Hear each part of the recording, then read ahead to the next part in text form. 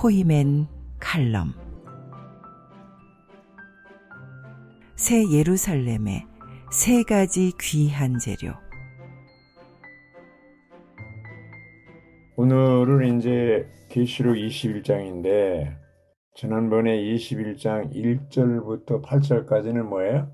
새하늘과 새 땅에 대해서 우리가 추구했습니다. 오늘은 9절부터 27절까지는 뭐예요? 새 예루살렘에 대한 추구예요. 오늘날 기독교에서 새 예루살렘에 대해서 많이 오해를 하고 있어요. 그 뭐냐면 물질적인 성이다. 그리고 이제 천국이다. 죽으면 다 이게 천국에 간다. 예루살렘도 그런 차원에서 이제 이해하고 있는 거예요. 예, 이렇게 되니까 이게 아주 괜히 복잡해진 거예요. 그러면 사도 요한이 영안에서 주의 날에 혹은 영안에 있을 때 이러한 그 시대의 상황, 또 일곱 교회에 대한 이상, 또 장차 일어난 일들 있죠. 이런 것들, 그리고 바벨론에 대한 이상, 그리고 또 뭐가 있어요? 가장 결론이고 큰 이상인 새 예루살렘에 대한 이상이 사도 요한이 본 이상하고 오늘날 천주교나 개신교에서 해석하고 있는 이상은 달라요.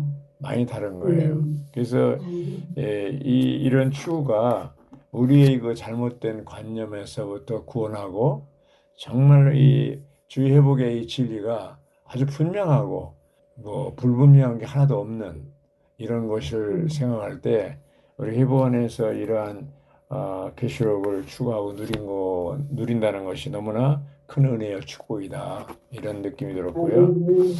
또 하나는 이제 아까 박명자매도 좋은 교통하셨는데 계시록이 미래에 있을 어떤 책이 아니고 또 무슨 예언에 대한 그런 거 아니고 여러 가지로 이제 계시록이 뭐다 뭐 이제 얘기하는데 실제로 나하고 관계가 없다면 그 의미가 없는 거예요. 나의 교회 생활과 개인적인 교회 생활, 단체적인 교회 생활에 있어서 내가 이 계시록의 내용하고 나하고 상관이 없다면 그게 무슨 의미가 있냐 이거죠. 예를 들면 성벽이다 그럴 때 우리 형제자매들이 다른 지체들이 나의 성벽이다 이런 것은 아주 실질적으로 우리가 그 관련이 돼 있는 거잖아요. 그렇게 받아들일 때 이 계시록이 어때요? 실제적인 책이 되는 거예요. 그냥 예언의 책, 미래에 있을 책 그런 게 아니고 이것이 이제 우리가 좀 분명히 해야 될 것 같고요. 그리고 어쨌든 우리가 계시록은 영안에 있을 때 사도 요한이 받은 계시이기 때문에 우리가 이 계시를 이해하려면 반드시 우리도 영안에 있어야 돼요. 영안에 생각을 사용해 가지고 안 된다는 거죠. 그래서 많은 사람들이 계시록 볼 때 이 계시록이 무슨 뜻인가 뭐 이게 무엇을 얘기하는 건가 해석하고 막 이런 데 관심을 두는데 뭐 그게 정확하게 해석을 해야 되겠죠. 그렇지만 그 내용을 우리가 대할 때 말씀을 대할 때 다른 성경 66권의 책, 또 신약에서 또 이 사복음서나 또 사도행전이나 바울의 서신이나 이런 책들을 대하듯이 계시록도 똑같이 요한복음을 대하듯이 계시록도 똑같이 그 사도 요한이 쓴 거잖아요. 사도 요한복음도 요한서신도 사도 요한이 쓴 거고 계시록도 계시를 받아서 사도 요한이 쓴 거잖아요. 그러니까 분명히 사도 요한도 이 계시록을 쓸 때 그냥 뭐 어떤 그 이상한 방향으로 한 게 아니고 우리의 믿음 생활에 도움이 되고 그 당시 로마 제국의 핍박, 엄청난 그 핍박을 당하고 순교하고 막 이런 살벌한 세상에서 정말 이 책이 성도들에게 믿음을 지키고 주님을 잃지 않는 그런 책이 되기를 바라는 것이고, 그 계시록의 주제가 뭡니까? 바로 그리스도잖아요. 그리스도입니다. 그래서 이 하나님의 행정의 중심이라고 그랬잖아요, 그리스도가. 그래서 이제 그 1장 1절 2절을 보면 그리스도의 계시와 예수님의 증거라고 그랬잖아요. 주님이 우리에게 그리스도를 계시하시고 아버지가 아들을 계시하시고 아들이 교회를 계시하는 이 교회 그리스도에 대한 계시, 교회에 대한 계시를 우리에게 주신 것은 우리가 예수의 증인들, 증거, 예수의 증거가 되기 위해서 그런 거잖아요. 그러니까 이런 것이 이제 아멘. 배경에 깔려 있어야 이런 그 음, 새하늘과 새 땅이든 또 새 예루살렘이든 이런 것이 우리에게 실제적으로 도움이 되리라고 생각합니다. 이 저 신천지 아멘. 있잖아, 신천지. 신천지가 뭐예요? 새하늘과 새 땅이에요. 음, 신천지, 새하늘, 새 땅이에요. 됐다. 이 이름 하여튼 기가 막혀졌는데 그 과천이 뭐예요? 거기가 신천지라는 거 아닙니까? 그 과천에 음, 와야만 이 신천지를 누릴 수 있다는 거예요. 그 음, 말도 안 되죠. 근데 사람들이 또 거기에 속고 있죠. 그래서 우리가 정말 이 시대가 아주 혼란스럽고 어둡고 진리가 다른 가르침으로 그냥 가득 차가지고 사람들이 헷갈리게 만들고 심지어 이번에 들어온 형제들조차도 이러한 새 예루살렘에 대한 진리가 분명하지 않으면 이게 헷갈리는 거예요. 그래서 오늘 이런 21장을 우리가 각주를 중심으로 해서 또 본문을 중심으로 해서 같이 추구할 때 아주 분명해지리라고 믿습니다. 아멘.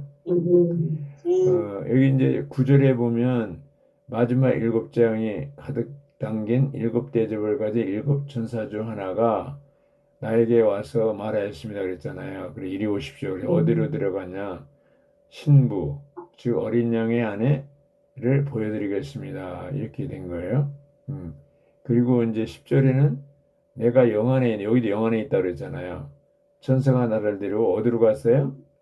크고 높은 산으로 올라갔어요. 내려가 평지에서 행게 아니라 높은 산에 올라갔어요. 어, 아멘. 세 제자들도 높은 산에 갔을 때 그 이상을 봤잖아요. 하늘에서 하나님에게서 내려오는 거룩한 성, 뭐를 봤어요? 예루살렘을 나에게 보여줬습니다. 하늘에서 하나님에게서 내려오는 거룩한 성이라고 그랬어요. 여기 이제 또 거룩한 성이 홀리 시티인데 이 성이잖아, 시티예요. 시티로 되어 있습니다. 근데 내려왔는데 결국 9절과 10절을 합하면 이런 그 일곱 대접, 일곱 재앙이 끝나는데 그게 뭘 얘기하냐면 바로 새 예루살렘을 위해서 이런 재앙이 친구들, 우리 안에. 이제 있다는 것이죠. 그러니까 아멘. 어, 현재 이러한 그 교회 생활 가운데서도 모든 환경이 오잖아요. 우리에게 어려움이 와요. 어, 이제 몸도 아프고 또 사업에 실패하고 가정적인 여러 자녀들 속썩이고 또 여러 가지가 오는데 이런 것들이 결국 뭐예요? 우리로 하여금 새 예루살렘의 구성원, 새 예루살렘의 멤버, 새 예루살렘의 영역 안에서 살도록 돕는 이런 것이라는 거죠. 성의 영광과 모습이 나오잖아요. 그 도대체 성이라는 게 뭐냐? 새 예루살렘 성이 시티인데 이 시티가 뭐냐면 하나님의 영광이 나타나는 거죠. 그래서 이제 그 가장 보석 같고 또 수정처럼 맑은 벽옥 같다고 그랬습니다. 여기 벽옥이라는 말이 나오는데 그래서 이 예루살렘은 하나님의 모습을 지닌 벽옥과 같다고 그랬어요. 예루살렘이 아멘. 하나님의 모습이 벽옥같이 이렇게 예루살렘을 멀리서 보면 그 하나님의 모습이 있는데 그건 그 하나님 모습이 전체를 보면 이제 사람의 모습이죠. 근데 그 벽옥같이 있다. 벽옥은 뭐예요? 사도행전에도 보면 에덴 동산이 나오잖아요. 사도행전에 에덴 동산에서 뭐가 있어요? 금과 보석과 진주가 나오잖아요. 예. 그래서 금과 진주와 보석이 나오고 또 중간에 어디에 나오냐 하면은 고린도전서 3장 12절에 보면 금과 은과 보석이 나와요. 사도행 에덴 아멘. 동산에는 재료가 있다면 이 계시록의 21장에는 뭐예요? 건축이 나오잖아요. 건축 재료가 금과 보석과 진주잖아요. 진주. 그래서 근데 중간에 뭐가 있어요? 그 네. 3장 12절이 있어요. 에덴 동산과 고린도서 3장과 계시록 21장이 하나의 그 연결되는 것이죠. 근데 중간에 있는 이건 뭐야? 거기에는 금과 진주라고 하고 금과 은과 보석이라고. 왜 그랬습니까? 그 은은 뭐야? 하나님의 은혜잖아요. 주님이 구속 역사 하나님의 은혜를 했기 때문에 결국 이러한 구속 역사를 통해서 이제 계시록에서는 금과 진주와 보석이 되는 거죠. 그래서 이런 세 가지, 이 세 가지가 굉장히 중요합니다. 그래서 이게 이제 보면은 열두 이스라엘 열두 자손 지파가 나오고 그렇죠? 구약의 12절에는 구약의 열두 지파가 나오고 14절에는 신약의 열두 제자가 나오죠. 사도들이 나오잖아요. 그러니까 구약과 신약이 다 새로 세운 건축에 중요한 역할을 한다는 거예요. 특히 율법은 뭐예요? 문이 된다는 문. 그래서 여기 12절에 그 성에는 크고 높은 성벽이 있고 12문이 있었어요. 12문. 문들에는 12천사가 있었으며 이스라엘 자손 12지파의 이름이 새겨져 있었습니다. 그랬어요. 아까 이제 조정희 자매도 천사가 참 우리를 보호하고 있다 그래서 고맙다고 그러는데 천사의 역할이 뭐예요? 우리를 돕는 거. 예, 구속받는 믿는 이들을 돕는 노예예요, 종이에요. 부리는 영이라고 그랬어요. 그것이 이제 히브리서에 나오죠, 1장 14절에. 근데 많은 사람들이 골로새 성도들도 천사를 숭배했잖아요. 유대인들이 천사 숭배했어요. 히브리서에도 보면. 예. 그래서 이런 걸 볼 때 우리나라에는 천사에 대한 관념이 없어요. 무슨 뭐 선녀 그런 근데 성경에는 이 천사가 많이 나와요. 첫 번째 창조의 주인공이 뭐야? 천사들이거든요. 천사들은 뭐 영적인 존재거든요. 육체가 없어요. 그러니까 거기 무슨 뭐 변화되고 이런 게 아니라 첫 번째 창조의 주인공이 천사들이고 그 중에 우두머리가 천사장 루시퍼인데 결국 배역했잖아요. 그래서 배역 사건으로 인해서 그건 두 번째 창조, 재창조 이전에 있었던 사건이죠. 결국 뭐예요? 그 천사장을 따르는 천사들이 3분의 1이 따랐죠. 악령이 악한 천사가 된 거예요. 악한 천사. 또 하나님 편에서 남아있는 사람이 3분의 2인데, 인류 역사가 이 말하자면 하나님과 사탄의 이런 대결 구도가 돼버린 거예요. 아담이 만들어지기 전에 이미 그런 상황이 있었어요. 예. 그런데 그 하나님이 이제 두 번째 창조의 주인공으로 사람을 만드셨는데 그 천사의 역할은 첫 번째 창조의 주인공이었던 천사의 역할은 뭐야? 이 사람들을 특히 구속받은 믿는 이들, 거듭난 믿는 이들을 섬기는 종으로서 삼은 거예요. 우리가 천사가 되고 싶다 그렇게 하지 말고 천사가 우리를 부러워하고 있습니다. 천사는 천사를 낳지 못합니다.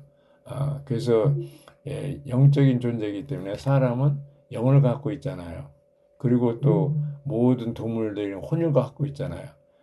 그러니까 이제 사람은 이 중간에서 영도 갖고 있고 혼도 갖고 있는 이러한 놀라운 존재로 하나님이 창조하신 거예요. 여기 이제 동서남북에 세문이 있고 막 이제 있는데 그것은 뭐야?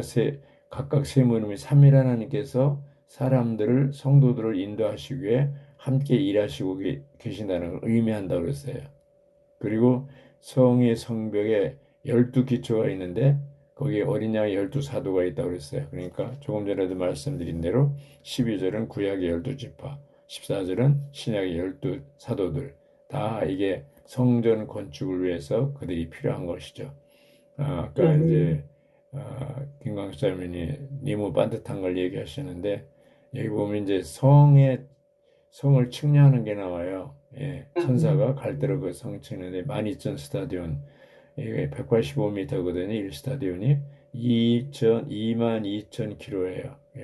굉장히 크죠. 정육명체 입방체죠. 또 그래서 보면은 천사의 자로 성벽을 측량했더니 60, 144규빗이 뭐예요? 64m예요. 높이가 64m고. 그러니까 이런 걸 볼 때 확대된 성전이 나와요. 확대된 성전 22절을 먼저 보겠습니다. 나는 성 안에서 성전을 보지 못했어요. 못했습니다. 왜냐하면 전능하신 분, 주 하나님과 어린 양께서 그 성의 성전이시기 때문입니다. 이게 놀라운 거예요. 예, 성과 성전이 분리되어 있었어요. 성은 시티고요. 성전은 템플이에요. 성 안에 성전이 있었는데 이 예루살렘 성은 어떻게 됐어요? 성전이 확대돼 가지고 확대된 성전이 된 거예요. 그러니까 어떻게 성이 없는 거예요, 성이. 다 성전이에요. 그래서 그 성에는 그 성을 비추어 줄 해와 달이 필요 없고 하나님의 영광이 그 성을 밝게 하며 그 성의 등이 어린 양이기 때문입니다. 이렇게 아주 이제 성전이 완전히 성전이 확대가 돼서 성이 없어졌어요. 네. 성전이 성이 이제 된 거죠, 결국. 이런 걸 볼 때, 이제 뭐 12문 이런 것도 의미가 있지만, 일단은 이런 확대된 성전으로 인해서 성벽이 없어졌다. 이렇게 볼 수 있고요. 그리고 이제 성 주위에 있는 민족들이 나와요. 성 주위에 있는 민족들. 성의 빛과 등이 있었다고 그랬기 때문에, 거기 그 24절에 민족들이 나오는데요. 21절에 이제 진주가 나오는데 그 각주가 이제 아까 잘 됐다고 그랬잖아요. 거기에 보면은 예루살렘에 대해서 세 가지 귀한 자료들로 건축되는데 이것은 예루살렘이 삼일 하나님으로 건축된다는 것을 의미한다고 그랬어요. 귀한 자료가 뭐예요? 세 가지죠. 하나는 금, 하나는 진주, 하나는 보석. 예, 이렇게 되었습니다. 그래서 이제 진주가 먼저 되고 보석이 또 세 번째가 될 수도 있죠. 그래서 여기 이제 첫째 성의 본체 전체가 금이죠. 그리고 길이 순금길로 되어 있죠. 그래서 이 본체 전체가 길이고 전체가 금이고 길도 순금으로 되어 있다고 했습니다. 이건 뭘 얘기해요? 하나님의 신성한 본성을 얘기한다고 그랬잖아요. 금이. 그러니까 고린도전서 3장 12절에 금과 은과 보석, 나무와 풀과 집 이렇게 나오잖아요. 나무와 풀과 집으로 교회를 건축하면 타버리는데 금과 은과 보석으로 건축하면 안 타는 거죠. 예, 우리가 이제 지체들 사이에 상처를 입고 넘어졌네, 자빠졌네, 뭐 누구 때문에 걸렸네, 아이고 기분 나빠서 못 나오겠네, 뭐 이러잖아요. 그거는 왜 아직도 광물로 변하지 않은 거예요. 식물의 생명 그 머물러 있는 거예요. 나무와 풀과 집이라는 얘기예요. 근데 금과 은과 보석 혹은 금과 진주와 보석이 이제 변화되잖아요. 그러면 곰팡이가 감염돼 안 돼요? 세균이 감염돼 안 돼? 안 돼요. 그 얘기는 뭐냐면 사탄이 공격할 수 없다는 거예요. 자, 묻겠습니다. 자매님들은 금과 은과 보석입니까? 아니면 나무와 풀과 짚입니까? 변화되어 가고 있습니다. 네. 그럼 내가 금과 은과 보석인지 나무와 풀과 짚인지 어떻게 알 수 있냐? 아는 방법이 있어요. 이 교회 생활 가운데서 자주 걸리고 또 자주 상처를 주고 어떤 사람은 그 사람만 가만히 있던 분란이 일어나고 분열이 일어나요. 그런 사람은 이제 트러블 메이커잖아요. 아니면 딴 사람의 영향을 받아가지고 이제 아유 기분 나빠서 교회 생활 못 하겠다. 그 자매 때문에 그 형제 때문에 내가 딴 데로 이사 가겠다. 뭐 다른 지역으로 옮기겠다. 다른 집회소로 옮기겠다. 다른 그룹으로 옮기겠다. 옮긴다고 해서 해결되는 거 아니잖아요. 그러니까 내가 이렇게 어떤 지체들에서 상처를 받고 이런 것이 뭐예요? 아직도 내가 나무와 풀과 짚이라는 뜻이에요. 식물성이라는 식물성. 근데 내가 변화됐다면 보석으로, 금으로 충만하다면 어떻게 돼요? 악한 자의 공격을 받아도 영향이 있다 없다? 없어요. 아멘. 없어요. 그러니까 우리가 지금 이렇게 계시록을 추구하고 자꾸 이런 시간을 갖고 교통하는 건 뭐냐면 우리가 금과 진주와 보석으로 변화받기 위한 과정이에요. 맞아요, 들려요? 맞잖아요. 그래서 이제 아멘입니다. 우리가 열두 진주문 나오죠. 여기 이제 성주에는 민족들이 나오는데요. 그 민족들이 그 성의 빛 가운데 다닐 것이고 땅의 왕들이 자기 영광을 그 성으로 가져갈 것이다. 이게 천년왕국하고 이제 새하늘과 새 땅이 관계되는데 아까 조금 전에 예루살렘 세 가지 성분 요 재료들을 얘기했을 때 다 우리가 금에 대해서 알고 또 보석을 좀 더 설명해 드릴게요. 이거 하고 나서 24절 할게요. 보석이 되려면 우리는 사람은 지능으로 만들어졌잖아요. 지능. 근데 거듭났을 때 뭐예요? 리빙스톤이 됐잖아요. 산돌이 됐어요. 그 이제 베드로는 이제 산돌같이 이런 말을 봐요. 돌 얘기를 많이 해요. 베드로 왜냐하면 예수님이 베드로 보고 너는 돌이다, 반석이다. 이 반석 위에 네 개를 세운다 그러니까 본래 팔레스 이스라엘 땅에 가면 아주 돌 천지예요. 돌이 많아요. 그래서 이스라엘의 수출품이 주 수출품이 약 30%가 돌을 팔아서 살아요. 돌이 이렇게 많아요. 그러니까 이제 돌 얘기가 많은데 우리가 흙으로 지어진 사람이 거듭나서 산돌이 되고 산돌이 환경과 압력을 통해서 뭐가 돼요? 보석이 돼요. 그 대만에 가면 보석 공장이 있는데 한번 가봤는데 그 원석이 있어요. 보석의 원석 이제 캐다가 거기다가 이제 사람들이 주문을 해요. 어떻게 이렇게 만들어 달라고 주문하면은 컴퓨터로 해가지고 그걸 다 해서 디자인을 해가지고 그 원석을 갖다가 이제 집어넣으면 나중에 막 깎이고 그래가지고 나중에 그 보석이 되는데 그 남보석이라는 걸 한번 봤거든요. 진짜 아름다워요. 아주 사람을 이렇게 현혹시켜요. 그 보석이 정말 아름다운 거예요. 그때 그렇게 우리가 이제 울퉁불퉁한 원석이었던 사람들이 이제 교회 생활을 통해서 깎여서 어떻게 해요? 어떤 모양이 나오면 어떻게 돼요? 감상하게 되죠. 야, 저 형제님, 저 자매님 정말 대단하다. 참 놀랍다. 어떤 그 특징이 이상하게 다 달라요. 환경이 다 다르듯이 사람들이 그 바뀐 그 모습이 다 달라요. 그래서 이런 감상을 할 수가 있는 것이죠. 그리고 이제 여기 보면요. 24절만 읽고 이제 마치도록 하겠는데 각주가 잘 돼 있어요. 24절이 뭐냐면은 민족들이잖아요. 그래서 이 시대의 끝에 24절 각주입니다. 1번. 이 시대의 끝에 땅에 사는 상당히 많은 사람이 여섯째와 일곱째 나팔의 결과로 죽게 돼요. 그렇죠? 지난번에 배웠죠? 죽게 될 것이다. 그리고 나서 어떻게 됩니까?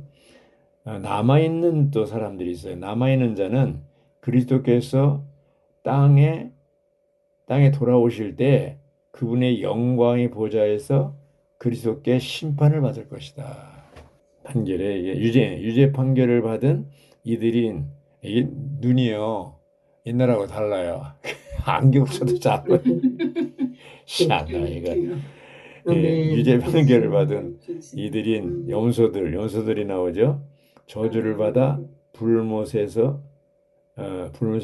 멸망할 것이지만 다이렉트로 들어가면 염소들 의롭다 판결을 받은 이들은 이들인 양들은 복을 받아 어떻게 돼요? 창세 전부터 때부터 그들을 위하여 예비된 왕국을 상속받을 것이다. 우리가 배운 것들이죠.